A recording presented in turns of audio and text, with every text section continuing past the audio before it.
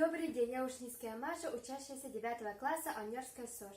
Представляю тему «Сравнительный анализ пословиц и поговорок с антонимами в якутском, русском и английском языках».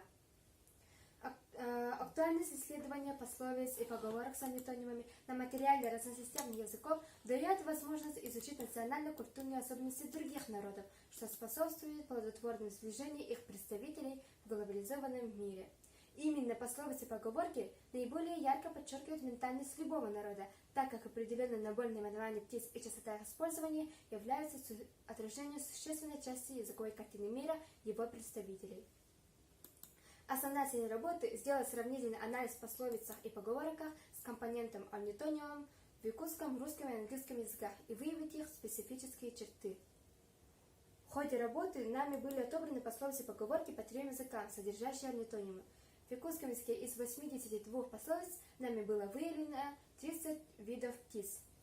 В английском языке из 53 пословиц нами было выявлено 14 видов птиц.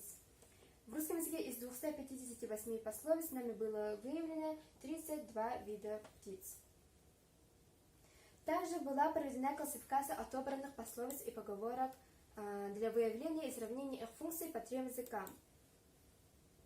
В своей работе мы использовали классификацию пословиц и поговорок Зимина. В результате этого анализа было выявлено, что в некоторых случаях пословиц и поговорок по 3 языкам имеют одно совпадение с антонимом ворон, который подходит в пословицах у данных народов к теме отношений людей. Были выявлены эквивалентные пословицы с антонимами в 3 языках, описывающих качества и поступки и действия людей, в которых прописан смысл обобщения жизненных ситуаций.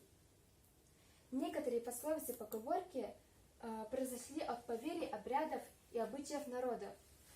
Якуты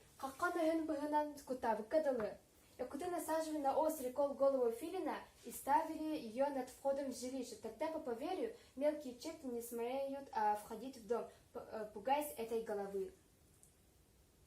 Русские: не к добру курица петухом запела. По поверью, курица, запевшая петухом, сносит яйцо, из которого высиживает Василиска, то есть змею. Англичане: the robin and wren are ghost cock and hen. Старинная британская притча повествует о том, как серая малиновка пела свои красивые песни для умирающего на распятие Христа, чтобы облегчить ему боль и страдания. В английских и русских пословицах в основном отражены домашние птицы, что указывает на деятельность народа, фермерское хозяйство, а в якутских пословицах указано название всех видов уток, способы охоты на дичь, что также указано то, что якуты были искусными охотниками. На основе собранных материалов создано электронное пособие якутских пословиц с антонимами. В сборнике включены якутские пословицы и поговорки, их переводы и значения на русском языке. Данный сборник предназначен для тех, кто изучает якутский язык. В дальнейшем мы планируем разработать такое же пособие русских и английских пословиц. Спасибо за внимание.